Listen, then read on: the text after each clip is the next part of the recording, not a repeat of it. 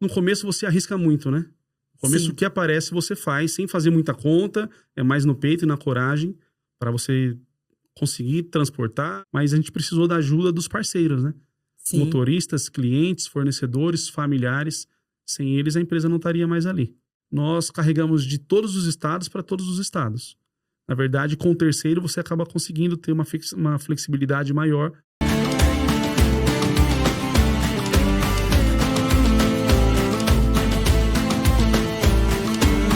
O que fazer quando o seu maior cliente entra em recuperação judicial? E quando o crescimento acelerado da empresa leva a uma falta de caixa? Hoje, nós vamos conhecer a história de uma transportadora que passou por esses e outros desafios, sobreviveu, deu a volta por cima e está aqui para contar a história. Para contar a história da COSAP, hoje eu recebo o João Marcos, que é diretor da COSAP. E a COSAP fica sediada em Santa Catarina e hoje fatura mais de 60 milhões de reais por ano, principalmente transportando cargas aí para o setor de construção civil e plásticos. Mas para entender os bastidores de tudo isso, que começou lá em 2008 e como é que ela conseguiu aí superar os desafios de negócios, vamos aqui começar o nosso bate-papo com o João. João, seja muito bem-vindo à Rota do Sucesso. Obrigada pela sua participação. Eu quero começar perguntando para você o início dessa história, né? Que eu sei que você entra um pouquinho mais tarde, mas Sim. a COSAP em si começa em 2008, é isso? Quem eram os sócios na época? E que oportunidade de mercado eles enxergaram lá na cidade de Tubarão, em Santa Catarina? Primeiramente, obrigado pela oportunidade que vocês estão nos dando de apresentar a COSAP Transportes, não só a história, como também as projeções futuras, falar um pouco do mercado do transporte de cargas. Falando sobre a COSAP, em 2008, lá em Tubarão, sul de Santa Catarina, dois primos resolveram montar uma transportadora, avaliando que era um mercado que tinha uma projeção muito grande. O Brasil vinha naquela época de um crescimento grande econômico, enfim. Oportunidade, pois um dos sócios era caminhoneiro, funcionário em uma empresa. O outro sócio já vinha de empreender alguns outros negócios anteriormente, os dois bastante jovens, abaixo dos 30 anos. Resolveram, então, se juntar para fazer uma transportadora. Inicialmente não tinha caminhão próprio, então a ideia era trabalhar com terceiro, aproveitando um pouco do conhecimento que um dos sócios tinha já de ser caminhoneiro, enfim, e muito da coragem do outro sócio, que já vinha com a veia de empreendedor. E nesse momento eles resolveram, então, se juntar, alugar uma sala, que é o que a gente mais faz, e um posto de combustível. Lá atrás ainda era muito assim, à margem da BR-101. E aí nós começamos, então, a COSAP ali. E tinha um setor específico que eles miraram nesse começo para levar a carga, o transporte de carga? Aí entra a figura do seu Sérgio Zappellini, que é, na verdade, pai de um dos sócios, pai do Diego. Legal. Lá na nossa região é um polo muito forte cerâmico, a nível Brasil. E ele atuava há muitos anos no setor cerâmico, aproveitando, então, do conhecimento que ele tinha na região, acabou fazendo algumas indicações, algumas visitas junto com a gente, junto com, na época, os sócios, fazendo algum direcionamento inicial nisso. E foi onde a gente começou. Não na parte de piso, que é o forte, né, de transporte lá na região, mas muito mais na parte de insumos. Então, acaba que, com essas indicações do seu Sérgio, foi onde saiu o primeiro transporte, depois o primeiro cliente, sendo sempre desse setor de insumos, matéria-prima para cerâmica e afins. Uhum. E aí foi onde a gente deu o start, né? Mas o primeiro frete lá em 2008 veio e aí não vingou tão rapidamente assim. Acaba que você tem um frete, passam alguns dias, você tem alguma outra oportunidade, trabalhando com veículos terceiros, onde você vai conhecendo. Os primeiros 6 meses foram muito difíceis, onde eles pensaram em desistir, pensaram em parar, cada um retomar a sua profissão, enfim. Mas depois de mais ou menos 6 meses, nesse setor mesmo, com a ajuda do seu Sérgio, veio o primeiro cliente fixo. Aí já desenvolvendo rotas, um volume de carregamento diário. Uhum. Aí foi onde deu a atração do negócio e aí foi onde a empresa começou a deslanchar. E nesses primeiros anos teve um cliente, esse primeiro que assinou fixo, por exemplo, era um cliente grande que se tornou o principal aí de faturamento? Ou era tudo muito fracionado ali, dividido o faturamento em diferentes clientes? Nesses primeiros 6 meses era bem picado, spot, que a gente fala no transporte, né? Então algumas empresas pediam. No começo você arrisca muito, né?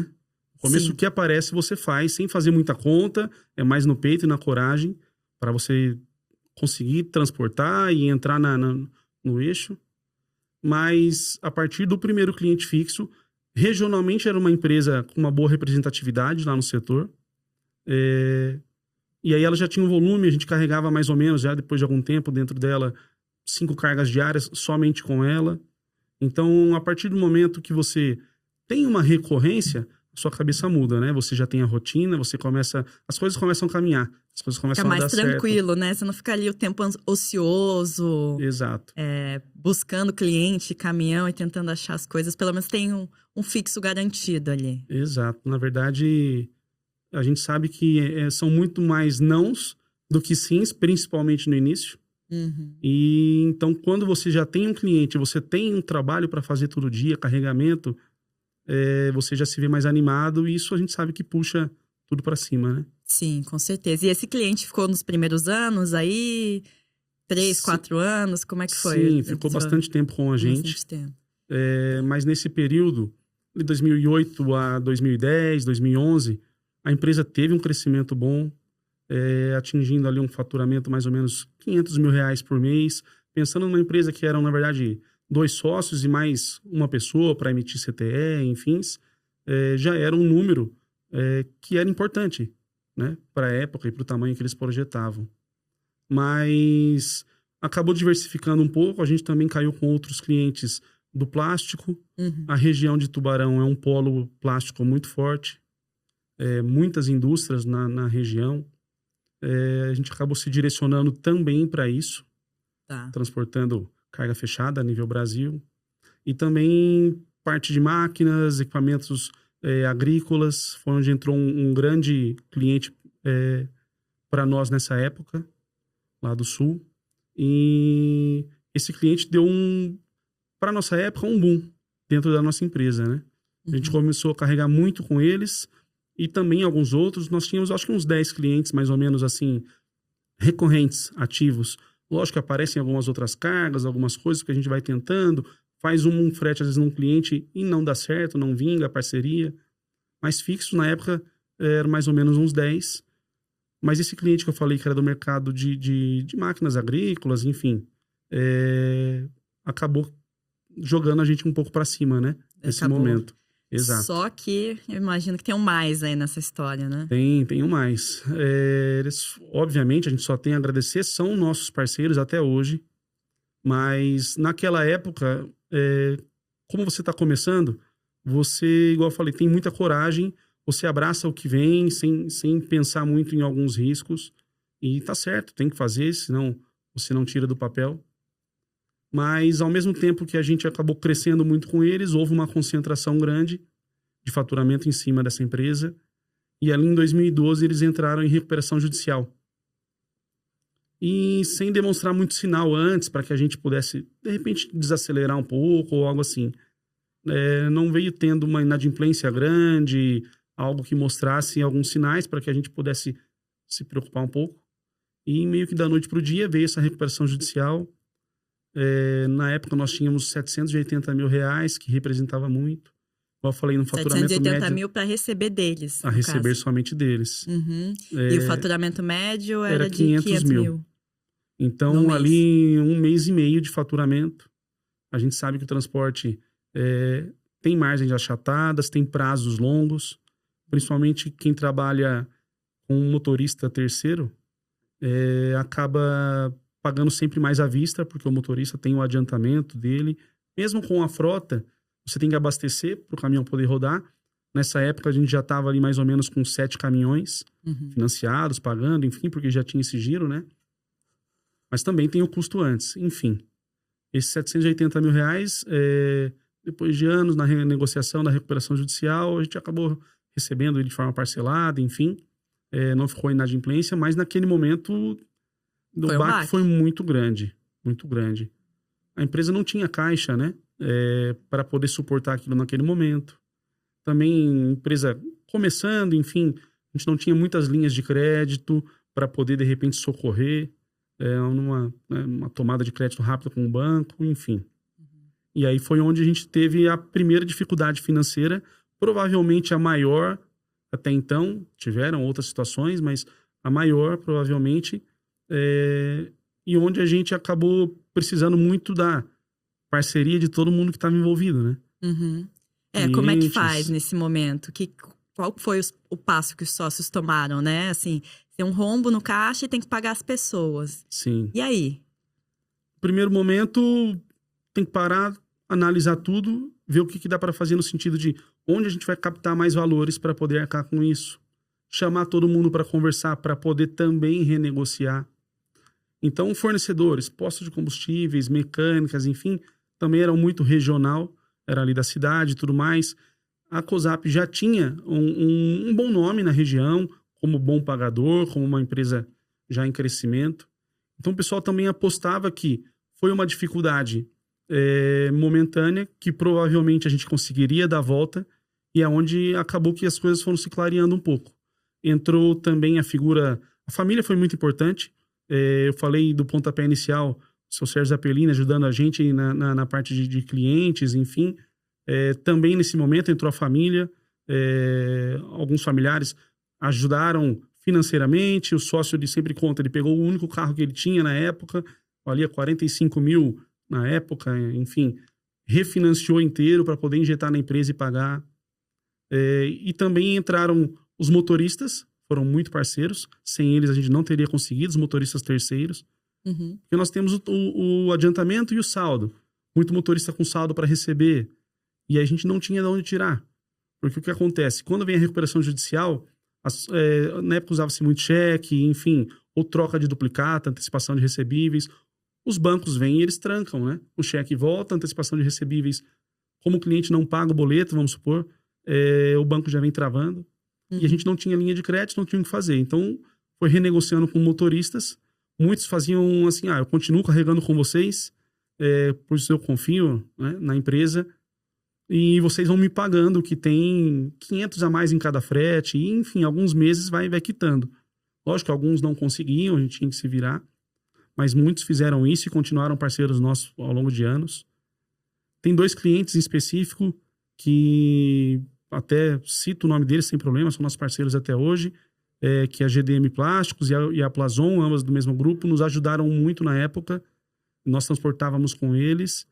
Eles ajudaram antecipando valores para nós, de fretes que a gente nem mesmo tinha feito, mas confiando no nosso trabalho, que a gente já vinha desempenhando, eles já do setor de plásticos, igual eu falei, e fizeram essa antecipação, ajudou pra caramba, né? Uhum. Porque precisava de capital para poder pagar algumas coisas e manter a empresa aberta. Sim. Então, sem eles, a gente não teria conseguido. Alguns outros fornecedores nos ajudaram bastante. Posto de combustível jogou o prazo lá para frente, enfim. Mas a gente precisou da ajuda dos parceiros, né? Sim. Motoristas, clientes, fornecedores, familiares. Sem eles, a empresa não estaria mais ali. Não, e aí a importância de ter um bom nome, né? E do Exato. relacionamento, que no setor de transportes é sempre muito importante. Em vários, né? Mas no setor ali realmente faz a diferença nesse momento. E aí levaram alguns anos, levaram alguns meses para se reestruturar. Como é que foi? Esse baque, lógico que ele dá mais força para a gente ver que a dificuldade vem e a gente consegue superar. Traz aprendizado, diminui concentração em um só cliente e algumas coisas assim.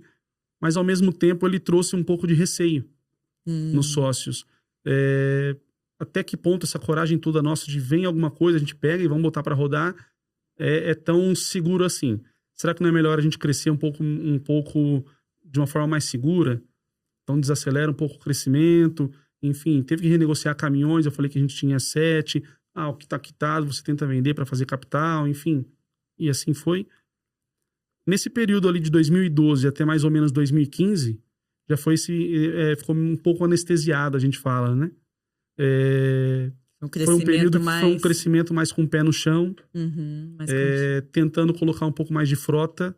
Compramos um pouco mais de caminhões, acabou indo para 10 caminhões nessa época.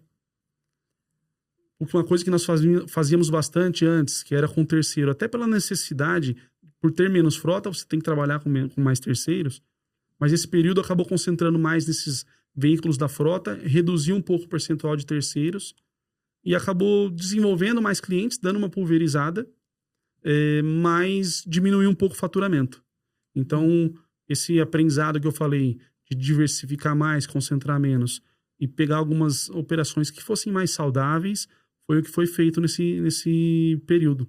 Legal. Acabou alicerçando um crescimento que veio depois. Uhum. Então, essa redução ou esse pé no chão durante esse período foi o que fez a gente conseguir, 2015 para frente, já conseguir dar saltos maiores, um crescimento maior na empresa. Foi bom porque estruturou os negócios, né? E a gente tem que sempre medir essa questão da ambição, sim, de chegar longe versus o quanto é sustentável, né? E às vezes você tem que pisar no freio, levar as coisas um pouco mais devagar, né? Para poder estruturar bem e acelerar mais para frente, né? E não no momento ali.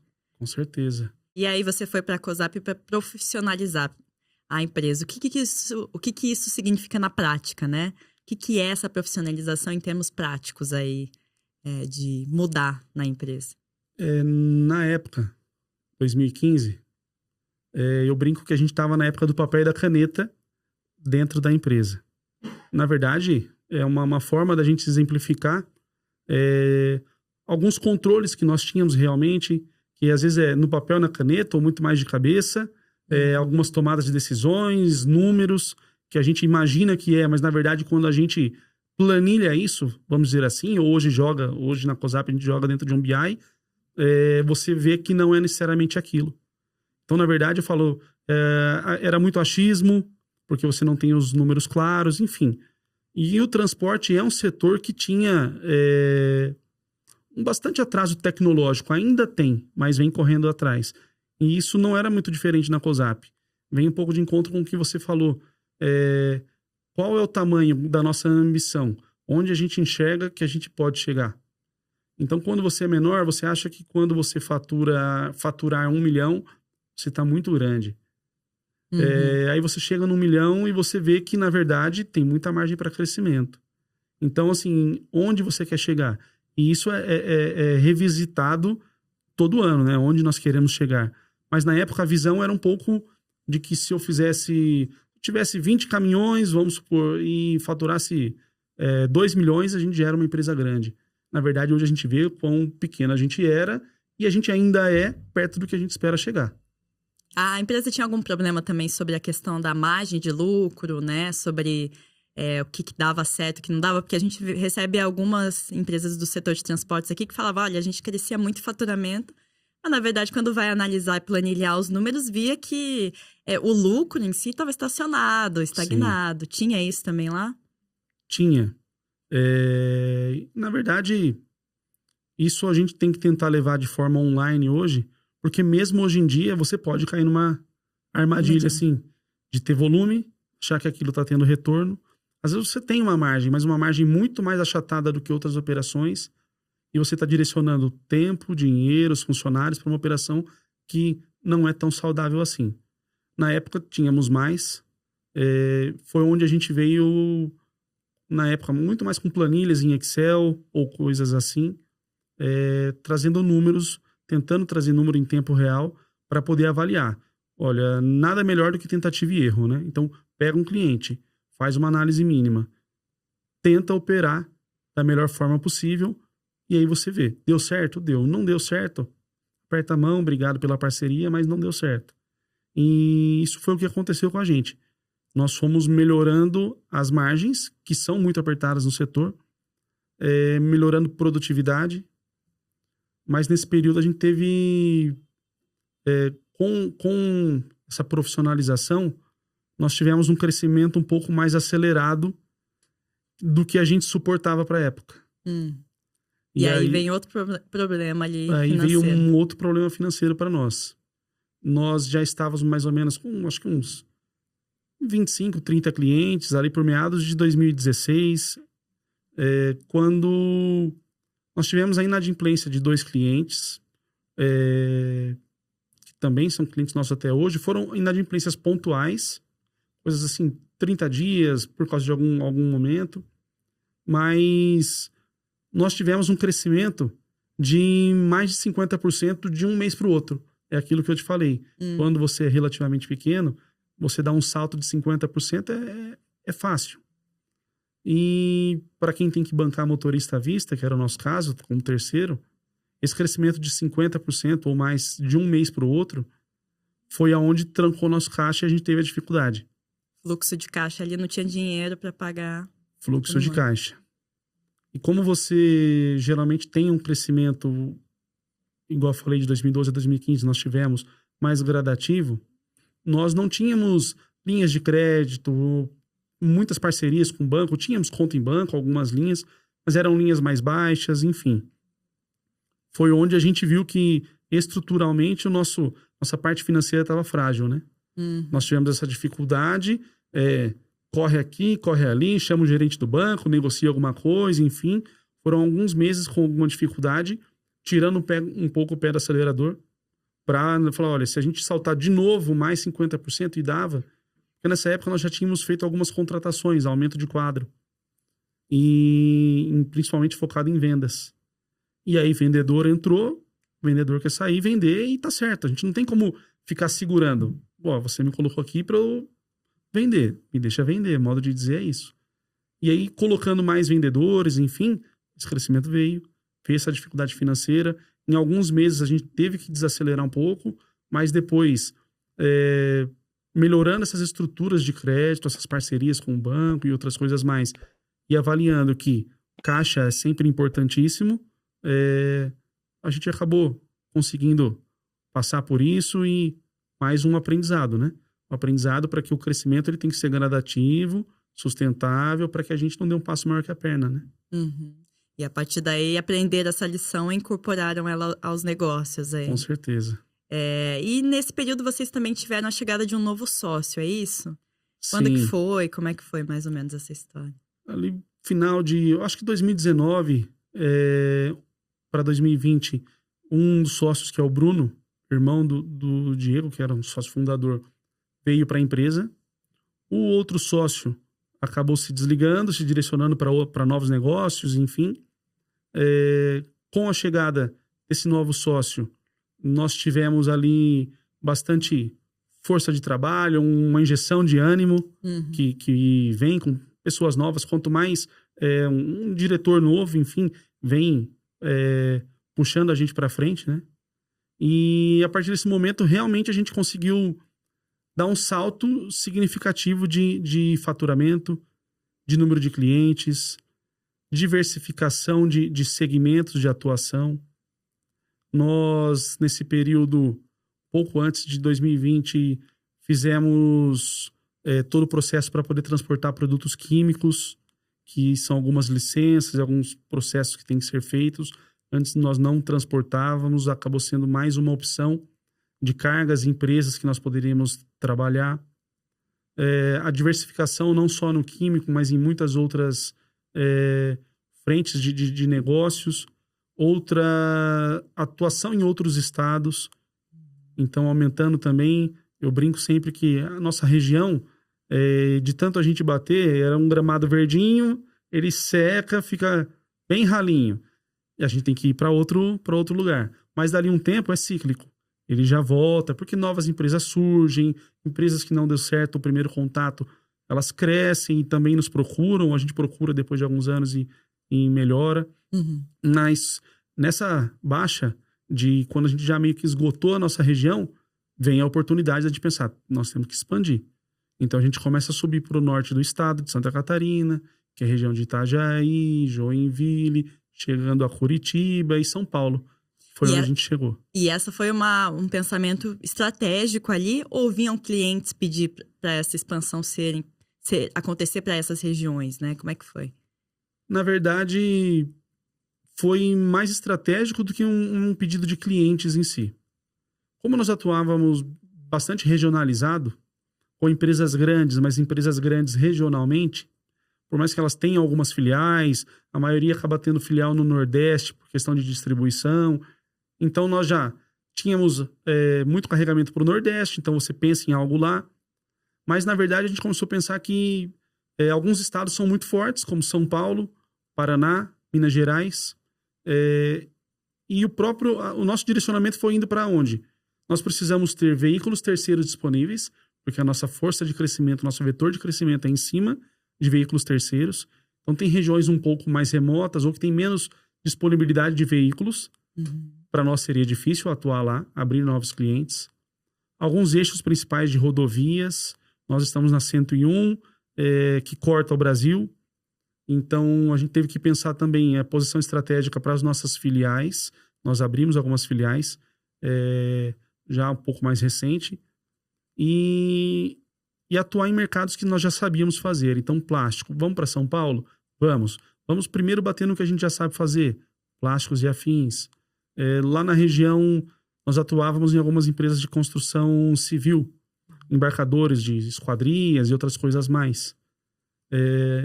Por consequência, foi um mercado que a gente abriu. Hoje é o que a gente mais transporta. Mas com esse crescimento de novos produtos e novas regiões de atuação veio realmente por uma necessidade de que a nossa região foi ficando pequena.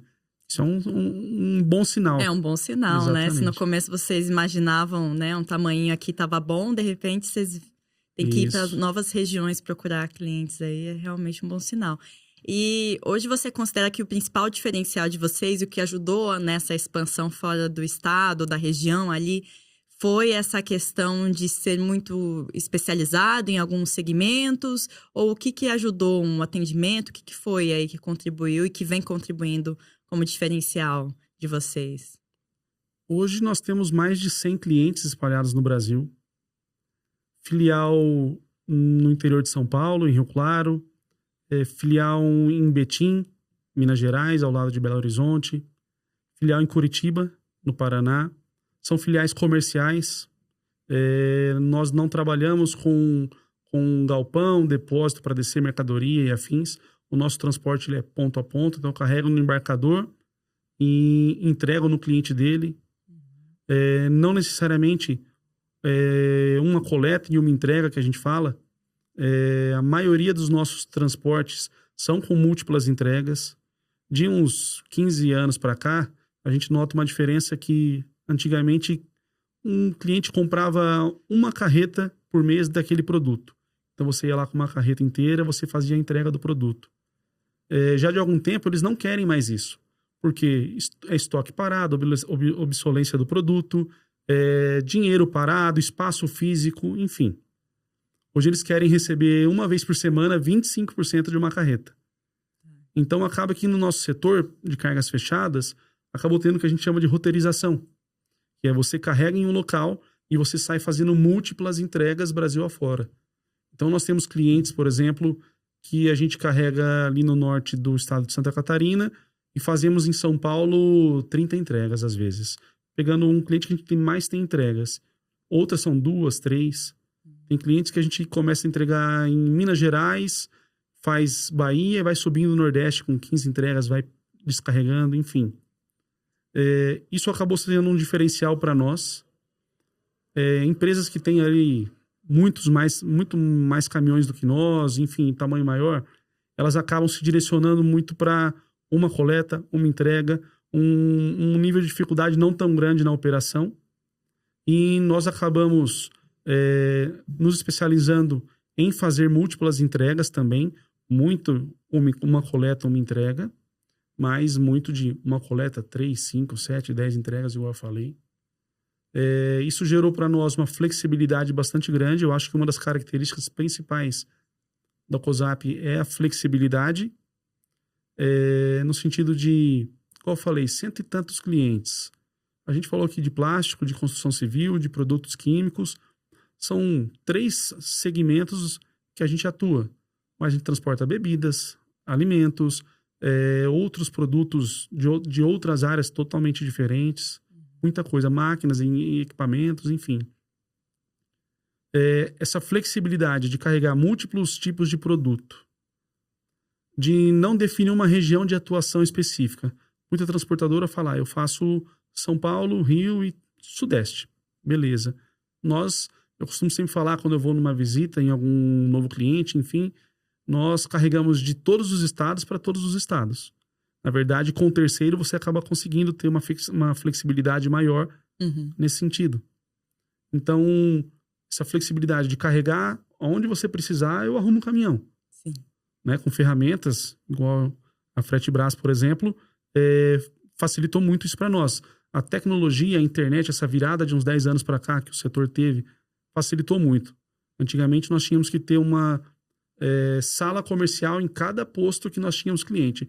Abria um cliente numa cidadezinha lá, em tal local, eu tinha que achar um posto, pegar uma salinha, botar lá um funcionário que ele fazia o comercial, captação de motorista e também manifestava a carga, que emitia CTE, enfim.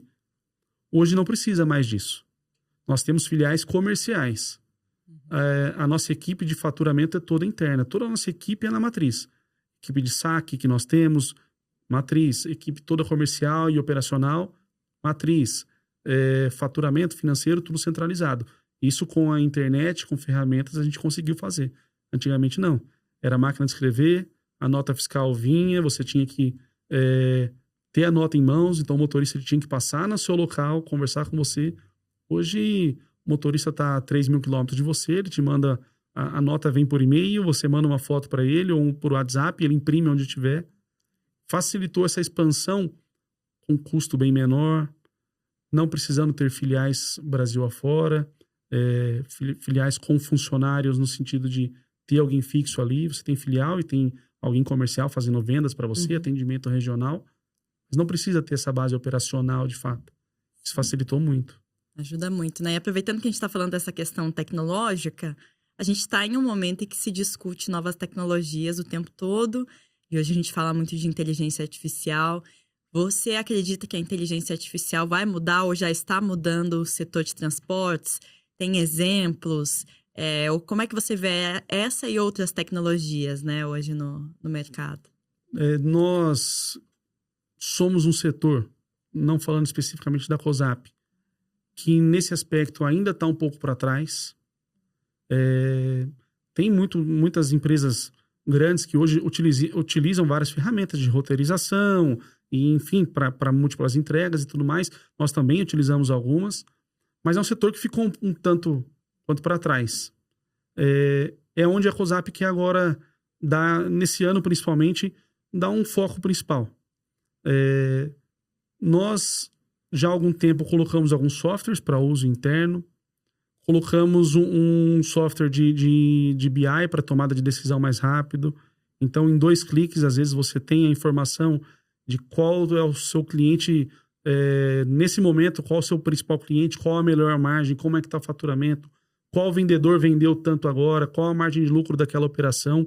Isso em 2, 3 cliques nós temos hoje, até mesmo no celular, na palma da mão. Isso para nós foi uma virada de chave.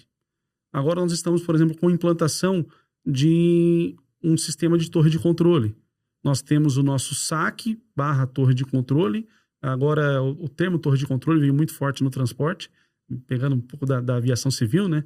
Mas é um bom e velho saque / comercial.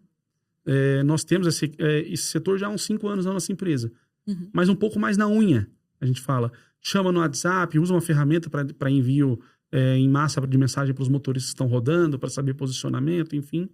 Mas agora nós já estamos com a implantação de uma empresa que ela é especializada em torre de controle, para que nós saibamos em tempo real onde estão todos os motoristas, principalmente os terceiros, e com a frota é mais fácil, para que esses terceiros consigam nos mandar foto do canhoto, não aquela foto por WhatsApp, uma foto dentro do aplicativo, onde tem geolocalização para comprovar que estava lá no local, fez a entrega. Enfim, são ferramentas que nós estamos buscando colocar para maximizar nossa produção sem precisar aumentar o quadro de funcionários muito grande, para às vezes você tem um custo muito alto. Então, eu fiz uma reunião há mais ou menos uns 2 meses muito sobre isso. A diferença de automação para inteligência artificial. A automação é uma coisa, a gente precisa muita coisa de automação, por exemplo, financeiro. Um envio de boleto, tal. Você faz uma automação que dispara para não precisar fazer manual. Beleza. Agora, a inteligência artificial já é um pouco diferente, né? ela realmente pode trazer escala para desde prospecção de clientes, prospecção de motoristas, terceiros, né, que a gente precisa. Então, a divulgação da carga e o motorista nos chama para conversar. Às vezes você divulga uma carga, de repente 20 motoristas te chamam ao mesmo tempo. Numa região igual São Paulo, tem muitos motoristas disponíveis. Anunciando na Fretebras, por exemplo, vem muitos. E para a gente dar conta de responder aqueles 20, porque a gente não quer responder ele deu certo, a gente não responde os 19. A gente tem que responder todos, por educação, por parceria, porque são motoristas que, se não carregaram, vão carregar. E, de repente, automações, inteligência artificial, vem para dar essa aceleração no nosso processo de crescimento. Mas é o foco principal para esse ano. E junto com alguns ajustes de operações, o último ano nós fechamos com faturamento de em torno de 60 milhões de reais. Em 2024. Em 2024. Lá em 2020 nós tínhamos mais ou menos 20 milhões. Então, de 2020 para cá, nós viemos nesse crescimento de 20 para 60 milhões. Multiplicaram o faturamento. Exato. A nossa frota hoje tem 35 veículos. Faz mais ou menos 15 a 20% do nosso volume de carregamento. Então, igual eu falei, nosso vetor de crescimento realmente é o terceiro. Hoje, você me falou sobre diferencial. A flexibilidade, por trabalhar com terceiro, acaba dando uma visão que muitos clientes nossos têm e nós acabamos sendo um pouco de referência para eles. No sentido de a COSAP consegue me atender no que eu precisar, aonde for. Isso lógico, tem algumas limitações. A gente não trabalha com caminhão-tanque. Beleza, tem as exceções. Mas, via de regra, nós conseguimos atender o cliente no que ele precisa, aonde for. Eles sabem disso. Então, às vezes, pode ter um transportador mais competitivo em termos de preço, com uma qualidade similar, mas, às vezes, ele não tem a capilaridade que a gente tem. Então, o diferencial nosso é capacidade de atendimento mesmo. O cliente vai abrir uma operação nova. Ele vai procurar a gente para abrir aquela operação. Pode ser que depois, a operação mais madura, o que é natural e a gente entende, já rodando com a expertise da COSAP, ele coloque mais para ter uma segurança, para ter uma redução de preço, e é justo. Mas, inicialmente, muitos nos procuram para iniciar a operação numa região ou para discutir sobre se é viável ou não aquilo, como que seria para nós atendermos aquela região de início. Nós fizemos isso com grandes empresas. Antes nós atuávamos mais regionalmente, então eram empresas grandes, mas regionalmente falando. Hoje nós já atuamos com empresas grandes nacional e internacionalmente falando, né? Remete àquele começo que você falou, onde você quer chegar, né? Onde a empresa quer chegar. Então hoje nossos olhos abriram de que o limite ou o teto é muito mais alto do que a gente imaginava lá atrás. E além do investimento em tecnologia, o que vocês veem de oportunidade de crescimento para os próximos anos, né? Entrada em novos setores de cargas, expansão física com filiais? O que vocês estão enxergando para os próximos anos? Nós temos agora que focar em crescimento de frota. É um dos focos nossos para os próximos... Própria ou terceirizada? Frota própria. Própria mesmo. Hoje a gente tem 35, igual eu falei, é um número relativamente reduzido para o nosso volume. Hoje, se nós tivéssemos 200 caminhões na nossa frota e não trabalhasse mais com terceiro, que não é o foco e nunca vai ser, nós não conseguiríamos atender tudo que a gente atende, porque você tem que ter o caminhão disponível e naquele lugar onde o cliente pede. Sim. E o terceiro, vai ter sempre terceiro disponível onde o cliente nos pedir. A gente não quer perder isso que eu falei de flexibilidade, de capilaridade e capacidade de atendimento, seja lá onde for. Mas a gente precisa crescer mais frota, porque é um crescimento de patrimônio. Também é importante, porque a frota ela acaba dando suporte, às vezes, em algumas regiões onde você não está tendo competitividade com o terceiro. A gente sabe, a frota ela pode vir de forma otimizada, atendendo e abrindo algumas regiões onde tem lugar que um terceiro cobra mais caro, ou, igual eu falei, tem menos disponibilidade de terceiros. A gente pega no nosso estado, Santa Catarina, o oeste catarinense, Chapecó e região. Grandes empresas, um setor muito forte lá na região, mas tem muito menos terceiros do que outras regiões. A gente acaba não direcionando muito para lá. Por exemplo, porque eu vou ter dificuldade em arrumar caminhão terceiro lá e a minha frota não vai me dar suporte. Será que eu não posso comprar mais caminhões, ter clientes numa região onde tem menos terceiros, atuar competitivamente com a frota? Né? Tem que ter um equilíbrio ali, uma estratégia muito bem desenhada, né? Tem que ter bem desenhada. E então, um dos desafios para os próximos anos é crescimento de frota, estruturação para isso. Então, hoje, se próximo mês algum cliente nos pedir mais 100 carregamentos ou 100 caminhões para o próximo mês numa região que dê para a gente atuar com terceiro, eu posso abraçar tranquilamente. A empresa pode, que ela vai conseguir fazer. É o que a gente já faz com 80%. Tenho uma equipe formada e estruturada para isso ao longo dos anos. Agora, para um crescimento de 35 caminhões para 70, para 100 e assim vai, além da questão de crédito, capital, que a gente sabe que é um custo alto, você tem que ter uma estrutura de frota pronta para aquilo, de funcionários de frota própria para aquilo. Um ano para cá, mais ou menos, nós montamos uma oficina interna. Nós já tínhamos uma de pequenos reparos, troca de lâmpada, uma reforma de carroceria, uma pintura pequena, alguma coisa assim, já há uns 4 anos. Mas agora não, nós temos mecânicos, eletricistas, fazemos toda a parte de caixa, motor, tudo é feito lá. Isso já vem nessa estruturação que nós temos que ter para conseguir ter uma expansão na frota. Legal, então, o desafio hoje é isso, aumentar a frota, mas para isso tem que vir uma infraestrutura antes. Contratação, treinamento, fazer com 35 é uma coisa, fazer com 70 é outra. Agora, já na base de terceiro, a gente já está muito avançado, mais preparado e avançado. Mas são desafios legais.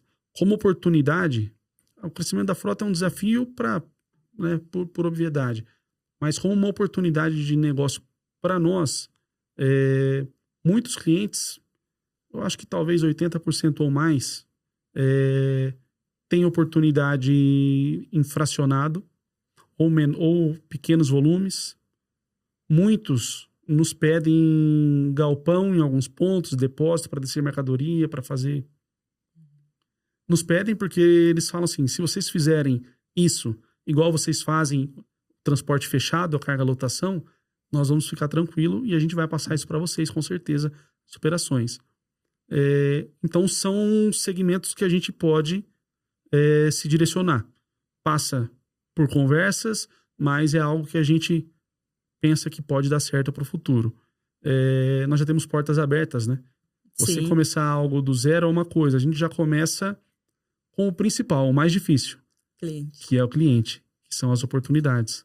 Então, é muito mais uma estruturação. Mas é algo que também, assim como o aumento da frota, tem que ter uma estrutura de oficina e funcionários prontos para aquilo. Para um direcionamento para algo assim, que é uma oportunidade bem aberta e bem clara, a gente também tem que ter contratação de equipe para isso, treinamento, enfim. Então, é algo que a gente pensa... A gente falou muito aqui em períodos de alguns anos, 4, 5 anos, de 25 para 30, talvez seja uma oportunidade que a gente possa seguir. Ou seja, lugar para crescer, ambiente ali tem disponível. É isso, é estruturar, montar o plano e ir. Com certeza. João, a gente está partindo pro encerramento aqui do nosso podcast, mas antes eu queria fazer uma pergunta que a gente estava conversando nos bastidores e você contou que foi, inclusive, para a empresa, porque o Diego que é um dos sócios aí, era seu amigo, né? Amigo Sim. de ensino médio. De infância. De infância. Como é trabalhar com amigo? Como é que as coisas... Né? Qual que é o equilíbrio aí entre continuar sendo amigo ali e trabalhar na gestão dos negócios? Como é que funciona isso no dia a dia? Um dos traços da COSAP, até então, não somente comigo, que sou amigo da família deles, enfim, há muitos anos, há 20 e tantos anos. nós temos mais pessoas na empresa que são próximas. Hoje, nós trabalhamos em mais ou menos 35 pessoas na empresa, além dos 35 motoristas. Mas muitos já são amigos também do Diego, que é um dos sócios, ou do Bruno, ou às vezes, hoje até meu, enfim. É um perfil que a gente tem de trazer pessoas próximas, mas que tenham competência para aquilo. Uhum. Algumas vezes a gente dá oportunidade para a pessoa, a gente sabe que a pessoa vai entregar um resultado, vai ter comprometimento, vai ter parceria, enfim. Mas nem sempre é fácil, porque às vezes você confunde um pouco a liberdade que você tem, a forma de trato, enfim. Mas você tem que tentar ser o mais profissional possível. Lá atrás era um pouco mais difícil, quando eu vim eram 5 funcionários, mais ou menos, então tinha uma informalidade muito maior, mas a proximidade muito grande facilitava. Uhum. Era um grupo de amigos, mas falando sério sobre alguma coisa, sobre o negócio, sobre a empresa. Depois a empresa vai crescendo, você vai setorizando. Hoje nós temos setor financeiro, setor de saque comercial, operacional, setor de frota própria. Acaba tendo uma separação, um pouco disso. Vão vindo muitas pessoas do mercado também. Lógico que a maioria dos nossos profissionais são do mercado hoje, contratados, trabalhavam em outras transportadoras e assim vai.